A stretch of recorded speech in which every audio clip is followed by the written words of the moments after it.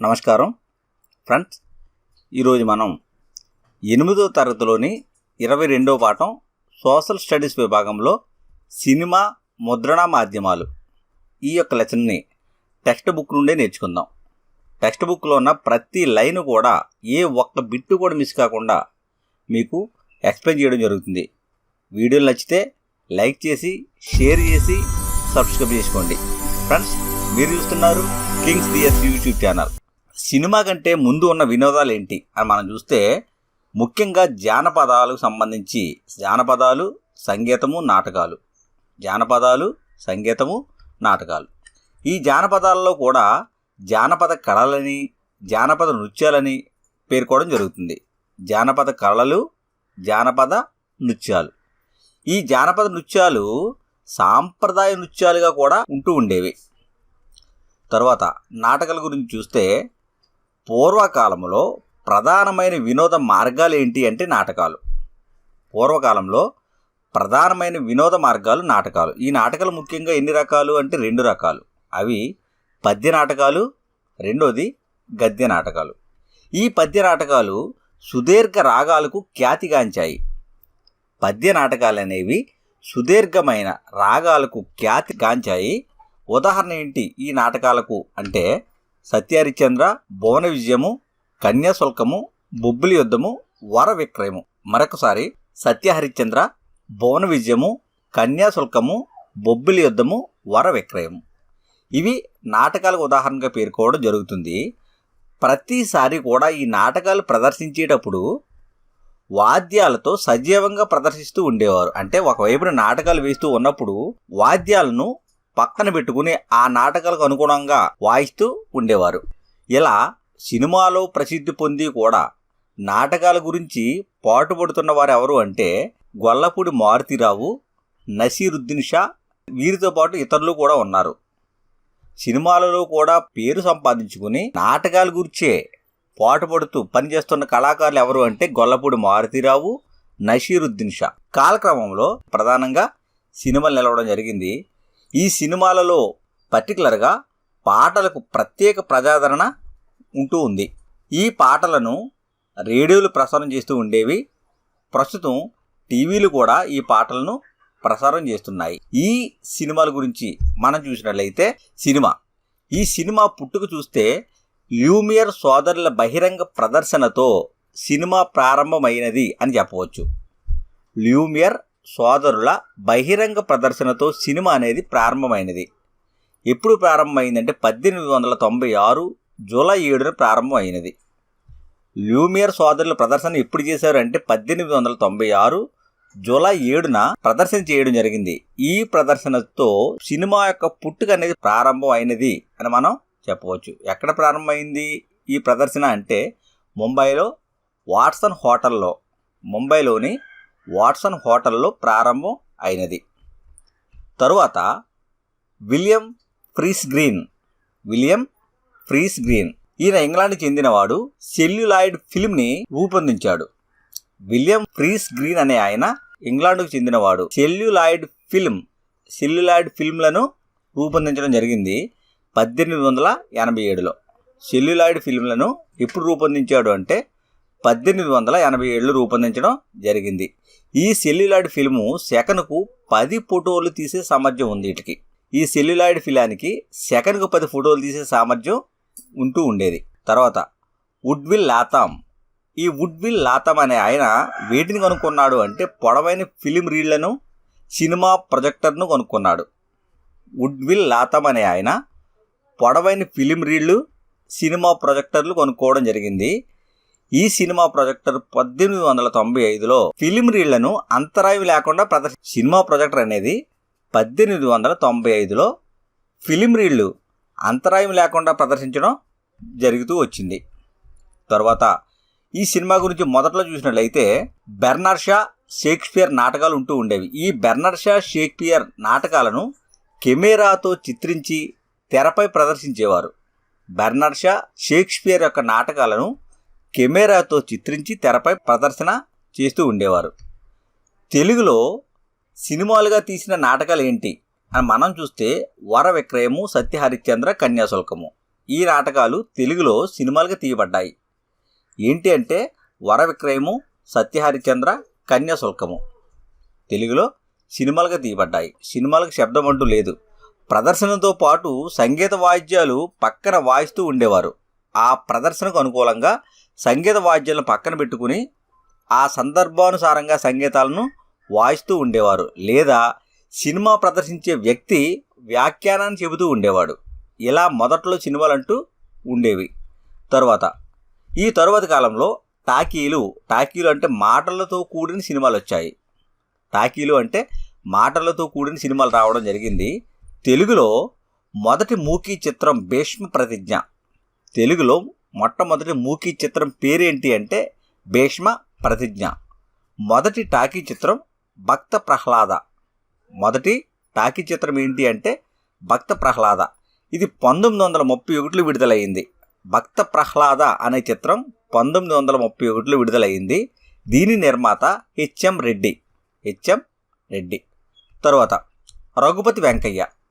ఈయన తెలుగు చిత్ర పరిశ్రమకు ఆద్యుడు. రఘుపతి వెంకయ్య తెలుగు చిత్ర పరిశ్రమకు ఆద్యుడు. సినిమా స్టూడియో యజమానిగా, థియేటర్ల యజమానిగా, నిర్మాతగా వెలుగొందాడు. రఘుపతి వెంకయ్య సినిమా స్టూడియో యొక్క యజమానిగా, థియేటర్ల యజమానిగా, నిర్మాతగా వెలుగొందాడు. ఈయన ఎక్కడ జన్మించాడు అంటే బందర్లో జన్మించడం జరిగింది. కానీ మద్రాసులో స్థిరపడ్డారు. రఘుపతి వెంకయ్య ఎక్కడ స్థిరపడ్డారు అంటే మద్రాసులో ఫోటోలు తీసే వ్యక్తిగా స్థిరపడడం జరిగింది. గెయిటీ. ఈ గెయిటీ అనేది రఘుపతి వెంకయ్య నిర్మించిన సినిమా స్టూడియో పేరది. గెయిటీ అంటే రఘుపతి వెంకయ్య నిర్మించిన సినిమా స్టూడియో పేరే గెయిటీ. ఆంధ్రప్రదేశ్ రాష్ట్ర ప్రభుత్వం ప్రకటించే అవార్డుల గురించి చూసినట్లయితే రఘుపతి వెంకయ్య అవార్డు, నంది అవార్డులను మన రాష్ట్ర ప్రభుత్వం ప్రకటిస్తూ ఉంది. ఈ రఘుపతి వెంకయ్య అవార్డు సినీ రంగంలో ఎవరైతే సేవ చేస్తారో ఆ సినిమా రంగంలో సేవ చేసిన వారికి ఇచ్చే అవార్డే ఈ రఘుపతి వెంకయ్య అవార్డు. తర్వాత సినిమా స్వాతంత్రోద్యమం. దీని గురించి చూసినట్లయితే మాలపిల్ల. ఈ మాలపిల్ల అనే సినిమా 1938లో తీయబడింది. ఎప్పుడు తీశారు మాలపిల్ల అనే సినిమాను అంటే 1938లో తీయడం జరిగింది. ఈ సినిమా యొక్క ప్రధానమైన అంశం ఏంటి అంటే అంటరానితనం గురించి, దళితుల ఆలయ ప్రవేశం గురించి పేర్కోవడం జరిగింది. ఈ సినిమాలో అంటరానితనం గురించి, దళితుల ఆలయ ప్రవేశం గురించి పేర్కోవడం జరిగింది. ఈ సినిమా కథానాయకుడు ఎవరు అంటే చౌదరయ్య. మాలపిల్ల సినిమా యొక్క కథానాయకుడు చౌదరయ్య. ఈయన గాంధేయవాది. ఉన్నత కులాల వారిని పద్ధతి మార్చుకోమని, నిమ్న కులాల వారిని తాగుడు మానేయమని, చదువుకోమని చెప్పాడు. కథానాయకుడు చౌదరయ్య ఏం చెప్పాడు అంటే ఉన్నత కులాల వారిని పద్ధతి మార్చుకోమని, నిమ్న కులాల వారిని తాగుడు మానేయమని, చదువుకోమని చెప్పడం జరిగింది. ఈ సినిమా నేపథ్యం ఏంటి అని మనం చూస్తే ఇక్కడ ఒక పూజారి, ఈ పూజారి భార్య మంటల్లో పడిపోయినప్పుడు ఆ మంటల్లో నుండి ఒక దళితుడు కాపాడతాడు. పూజారి భార్యను మంటల్లో పడిపోయినప్పుడు మంటల నుండి ఒక దళితుడు పూజారి భార్యను కాపాడతాడు. అంటరానితనం ఉండకూడదు అని పూజారి గుర్తించాడు. అంతేకాకుండా ఈ పూజారి కొడుకు దళిత అమ్మాయిని ప్రేమించడం, ఆ దళిత అమ్మాయితోనే వివాహాన్ని జరిపించడం, ఆ వివాహాన్ని అందరూ కూడా ఆదరించడం కూడా ఈ సినిమాలో మనం చూడొచ్చు. దళితులకు ఆలయ ప్రవేశాన్ని ఈ పూజారి కల్పించాడు. తర్వాత రైతు బిడ్డ అనే సినిమా. ఈ రైతు బిడ్డ అనే సినిమా సంబంధించి రైతు బిడ్డ అనే సినిమా ఎప్పుడు రూపొందించబడింది అంటే 1939లో. జమీందారీ వ్యవస్థలో రైతాంగ కష్టాలను చూపిస్తుంది ఈ రైతు బిడ్డ సినిమా.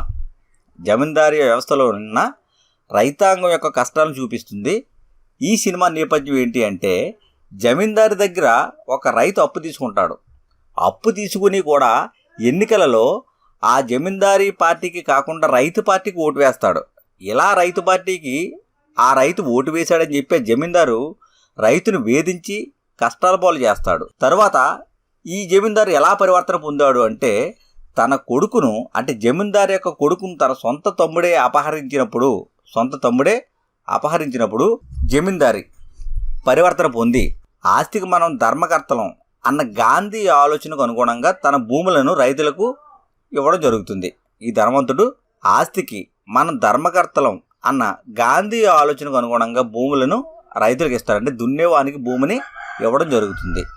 తర్వాత గాంధీజీ సినిమా. ఈ గాంధీ సినిమా గురించి చూసినట్లయితే 1982లో ఈ గాంధీ సినిమాని రూపొందించారు. ఎవరు రూపొందించారు అంటే రిచర్డ్ అటన్ బరో ఆయన ఈ గాంధీ సినిమాని తీయడం జరిగింది. ఈ సినిమాను తెలుగు, హిందీ, ఇతర ప్రాంతీయ భాషల్లోకి డబ్బింగ్ చేయడం కూడా జరిగింది. ఈ సినిమాను తెలుగు, హిందీ, ఇతర ప్రాంతీయ భాషల్లోకి డబ్బింగ్ చేయడం కూడా జరిగింది. తర్వాత గిరిజన పోరాటాలకు సంబంధించినవి. ఈ గిరిజన పోరాటాలకు సంబంధించిన సినిమాల గురించి చూస్తే అల్లూరి సీతారామరాజు, కొమరం భీం. గిరిజన పోరాటాలకు సంబంధించిన సినిమాలు ఏంటి అంటే అల్లూరి సీతారామరాజు, కొమరం భీం. వీరి యొక్క చరిత్ర చూసినట్లయితే 1882లో అటవీ చట్టాన్ని బ్రిటిష్ వారు చేయడం జరిగింది. ఇప్పుడు 1882లో అటవీ చట్టాన్ని బ్రిటిష్ వారు చేశారు. ఈ చట్టం ప్రకారంగా గిరిజనులు అడవుల్లో తిరగకూడదు, పోడు వ్యవసాయాన్ని కూడా చేయకూడదు. ఇలా పోడు వ్యవసాయాన్ని చేయకుండా ఈ బ్రిటిష్ వారి గిరిజనులు అడ్డుకోవడం జరిగింది. ఈ బ్రిటిష్ వారి వేధింపులకు వ్యతిరేకంగా గిరిజనులందరూ కూడా ఆందోళన చేపట్టారు. ఈ ఆందోళనకు నాయకత్వం వహించిన వాడే అల్లూరి సీతారామరాజు. ఇక్కడ మనం పేర్కోవాల్సిన తిరుగుబాటులో ముఖ్యమైనది రంప తిరుగుబాటు. ఇది 1922లో జరిగింది. పోలీస్ స్టేషన్పై గిరిజనులందరూ కూడా దాడి చేసి ఆ పోలీస్ స్టేషన్లో ఉన్న ఆయుధాలన్నీ కూడా స్వాధీనం చేసుకున్నారు. అప్పుడు బ్రిటిష్ వారు ఏం చేశారంటే రూదర్ఫర్డ్ ఈ ఉద్యమాన్ని అణచడానికి బ్రిటిష్ ప్రభుత్వము రూదర్ఫర్డ్ని పంపింది. ఈ రూదర్ఫర్డ్ అనే ఆయన అస్సాం రైఫిల్స్కి నాయకత్వం వహించాడు. అస్సాం రైఫిల్స్ అనే బృందానికి నాయకత్వం వహించాడు. వీరు గిరిజన నాయకుల్ని కూడా చంపివేయడం జరిగింది. అందులో గంటం దొర, అల్లూరి సీతారామరాజు వీరు కూడా ఉన్నారు చంపివేసిన వారిలో. తర్వాత తెలుగు వీర లేవరా అనే పాట అల్లూరి సీతారామరాజు సినిమాలోని జాతీయ ఉత్తమ గీతం బహుమతి పొందింది. అల్లూరి సీతారామరాజు సినిమాలో జాతీయ ఉత్తమ గీతం బహుమతి పొందిన పాట ఏంటి అంటే తెలుగు వీర లేవరా. ఈ పాటను రాసింది శ్రీశ్రీ అంటే శ్రీరంగం శ్రీనివాసరావు. తర్వాత కొమరం భీం. ఈ కొమరం భీం యొక్క స్వస్థలం ఎక్కడ అని మనం చూస్తే ఆదిలాబాద్ జిల్లాలోని గోండుల యొక్క ఆదివాసీ ఈయన. కొమరం భీము ఆదిలాబాద్ జిల్లాలోని గోండులు, ఈ గోండుల యొక్క ఆదివాసీ నివాసి. నైజాం ప్రభుత్వం సాగించే గిరిజన దోపిడీకి వ్యతిరేకంగా కొమరం భీం పోరాడాడు. నైజాం ప్రభుత్వం సాగించే గిరిజన దోపిడీకి వ్యతిరేకంగా కొమరం భీము పోరాడి బాబేజారి వద్ద నిజాం ప్రభుత్వ పోరాటంలో 1940 అక్టోబర్ 27న మరణించాడు. నిజాం ప్రభుత్వంతో బాబేజారి వద్ద పోరాటం జరిగింది. ఈ పోరాటంలో కొమరం భీం 1940వ సంవత్సరము అక్టోబర్ 27వ తేదీన మరణించడం జరిగింది. ఈ సినిమా తీసిన 20 సంవత్సరాల తర్వాత విడుదలైంది. కొమరం భీం అనే సినిమా. ఇది ఎప్పుడు విడుదలైంది అంటే 2010 జూలైలో విడుదలైంది. ఈ సినిమా యొక్క కథానాయకుడు, కొమరం భీం యొక్క కథానాయకుడు ఎవరు అంటే ముకుందం గారి భూపాల్ రెడ్డి. ఈ సినిమా దర్శకుడు చూస్తే అల్లాడి శ్రీధర్. ఈయనకు దర్శకుని యొక్క తొలి ఉత్తమ చిత్రం శ్రేణిలో జాతీయ బహుమతి వచ్చింది అల్లాడి శ్రీధర్కి. ఏ సినిమాకు? కొమరం భీం సినిమాకు. తర్వాత మన దేశం గురించి చూసినట్లయితే ఇందులో పాటలు వెడలిపో తెల్లదొర వెడలిపో అనే పాట పాపులర్ అయింది. ఈ మన దేశం అనే సినిమా ఎప్పుడు తీశారంటే 1949లో తీశారు. 1949లో మన దేశం సినిమా తీయడం జరిగింది. అదేవిధంగా ఈ దొంగరాముడు సినిమాలో భలే తాత మన బాపూజీ ఈ పాటను గాంధీ జయంతి రోజున ఎక్కువగా పాడుకుంటూ ఉంటారు పాఠశాలల్లో. దొంగరాముడు సినిమాలో భలే తాత మన బాపూజీ ఈ పాటను గాంధీ జయంతి రోజున ఎక్కువగా పాఠశాలలో పాడుతూ ఉంటారు. ఈ సినిమా ఎప్పుడు తీశారు? దొంగరాముడు సినిమా అంటే 1955లో తీయడం జరిగింది. తర్వాత ఇవి తెలుగుకు సంబంధించి. అదేవిధంగా హిందీలో సంబంధించి చూసినట్లయితే మొదటి టాకీ చిత్రం హిందీలో అలం అరా. ఈ అలం అరా అనే హిందీ చిత్రము 1931లో విడుదలైంది. 1931లో విడుదలైంది. ఈ సినిమా నిర్మించింది ఆర్దేషిర్ ఇరానీ. తర్వాత సమాజంపై సినిమా యొక్క ప్రభావం ఎలా ఉంది అని మనం గమనిస్తే, సమాజము కళలను తద్వారా సినిమాను ప్రభావితం చేస్తుంది. సమాజము కళలను సినిమాలను కూడా ప్రభావితం చేస్తుంది. అదేవిధంగా సినిమా కూడా సమాజాన్ని ప్రభావితం చేస్తుంది. తెలుగు చిత్ర పరిశ్రమ గురించి చూస్తే, మన తెలుగు చిత్ర పరిశ్రమలో సంవత్సరానికి 200 చిత్రాలు నిర్మించే ఘనత అనేది మన చిత్ర పరిశ్రమకు ఉంది. మన తెలుగు చిత్ర పరిశ్రమ సంవత్సరానికి 200 సినిమాలు నిర్మించే ఘనమైన చరిత్ర ఉంది, డబ్బింగ్ సినిమాలతో సహా. ఈ పరిశ్రమ మొదట చెన్నైలో ఉండేది, తరువాత హైదరాబాద్కు మార్చబడింది. ప్రభుత్వ ప్రోత్సాహంతో మార్చడం జరిగింది. ఒక సినిమా తీయడానికి అయ్యే ఖర్చు ఎంత అంటే ఇంచుమించు 5 నుండి 35 కోట్ల ఖర్చు అవుతుంది ఒక సినిమా తీయడానికి. రాష్ట్రంలో సినిమా హాళ్ళు ఎన్ని ఉన్నాయి? మన రాష్ట్రంలో అంటే 2000కు పైగా సినిమా హాళ్ళు ఉన్నాయి. పత్రికా రంగం. ఈ పత్రికా రంగం గురించి చూస్తే, మొదట్లో వేటి మీద రాసేవారు అంటే తాటాకుల మీద, బెరడు మీద, గుడ్డ మీద రాయడం జరిగేది. మొదట్లో తాటాకుల పైన, బెరడు పైన, గుడ్డల పైన రాయడం జరుగుతూ ఉండేది. ఆవిష్కరణలు చూసినట్లయితే కాగితాన్ని 11వ శతాబ్దంలో ఆవిష్కరించారు. ముద్రణ యంత్రాన్ని అయితే 15వ శతాబ్దంలో కనుక్కున్నారు. ముద్రణ యంత్రాన్ని 15వ శతాబ్దంలో కనుక్కోవడం జరిగింది. ప్రజలలో అక్షరాస్యత వ్యాప్తి చెందడానికి ఈ ముద్రణ యంత్రం అనేది చాలా దోహదపడింది. ప్రజలందరిలో కూడా అక్షరాస్యత వ్యాప్తి చెందడానికి ముద్రణ దోహదపడింది. ఈ ముద్రణ ప్రవేశపెట్టిన సంస్కృతి ఏంటి అంటే పత్రికలు, వార్తాపత్రికలు. ముద్రణ యంత్రం ప్రవేశపెట్టిన సంస్కృతి చూస్తే పత్రికలను, వార్తాపత్రికలను ముద్రణ యంత్రం ప్రవేశపెట్టింది. ఈ వార్తాపత్రికల్లో కూడా రోజువారీ, వారం, పక్షం, నెల వ్యవధితో ముద్రితమవుతూ వచ్చాయి. సమాచారము, విజ్ఞానము అందించడంలో గణనీయమైన పాత్ర పోషించింది ముద్రణ. ఎలక్ట్రానిక్ ప్రసార మాధ్యమాలు వచ్చినా కానీ ఈ ముద్రణ యొక్క ప్రాధాన్యం అనేది తగ్గలేదు. ఎలక్ట్రానిక్ ప్రసార మాధ్యమాలు ఎన్నొచ్చినా ముద్రణ యొక్క ప్రాధాన్యం తగ్గలేదు. తర్వాత మొదటి పత్రికలు చూసినట్లయితే ఈ పత్రికలకు సంబంధించి ది పెకింగ్ గెజిట్ ఇది చైనా నుండి ప్రచురించబడింది. ది పెకింగ్ గెజిట్ అనే పత్రిక చైనా నుండి ప్రచురించబడింది. పరిశోధకులు ది పెకింగ్ గెజిట్ అనే పత్రికను మొదటి పత్రికగా పరిగణిస్తున్నారు. ఇది 618లో ముద్రితమైంది. ది పెకింగ్ అనే పత్రిక ఎప్పుడు ముద్రితమైంది అంటే 618లో ముద్రితమైంది. మొదట పత్రికలు ఎలా రాసేవారు అంటే చేతితో రాస్తూ ఉండేవారు. దీని స్థానంలో తర్వాతి కాలంలో మోనోటైపు, లీనోటైపు ఇవి వచ్చాయి. తర్వాతి కాలంలో మోనోటైపు, లీనోటైపులు వచ్చాయి. అంటే కీబోర్డుతో, నడిచే యంత్రంతో అక్షరాలు కంపోజ్ చేస్తూ ఉండేవారు. ప్రస్తుతం typesetting computers, offset, laser ముద్రణలు వచ్చాయి. రంగుల గురించి చూసినట్లయితే మొదటి పత్రికలు నలుపు, తెలుపులో ముద్రితమయ్యాయి. ప్రస్తుతం రంగులలో ఈ పత్రికలు అనేవి అచ్చవుతున్నాయి. తర్వాత ఆక్స్ఫర్డ్ గెజిట్ అనే పత్రిక గురించి చూసినట్లయితే ఆధునిక భావనలో మొదటి పత్రిక పేరేంటి అంటే ఆక్స్ఫర్డ్ గెజిట్. ఆధునిక భావనలో మొదటి పత్రిక ఇది 1655లో లండన్లోని ఆక్స్ఫోర్డ్ నుండి ప్రచురించబడింది. ఆక్స్ఫర్డ్ గెజిట్ అనే పత్రిక 1655లో ఆక్స్ఫోర్డ్ నుండి ప్రచురించబడింది. తరువాత పబ్లిక్ అక్కరెన్సెస్ అనే పత్రిక అమెరికాలోని మొదటి వార్తాపత్రిక. అమెరికాలో ఉన్న మొదటి వార్తాపత్రిక పేరేంటి అంటే పబ్లిక్ అక్కరెన్సెస్. 1690లో మొదలైంది. ఇక్కడ 1690 సంవత్సరంలో మొదలైంది. తర్వాత మన దేశంలో భారతదేశంలో పత్రికలు చూస్తే మొదటి వార్తాపత్రిక బెంగాల్ గెజిట్. మొదటి వార్తాపత్రిక పేరేంటి అంటే బెంగాల్ గెజిట్. ఇది కలకత్తా నుండి. ఈ బెంగాల్ గెజిట్కే మరొక పేరేంటి అని మనం చూస్తే కలకత్తా అడ్వర్టైజర్. ఇది బెంగాల్ గెజిట్ కొన్న మరొక పేరు. తర్వాత మన దేశంలో ఉన్న రెండవ పత్రిక ఏంటి అని మనం చూస్తే ఇండియా గెజిట్.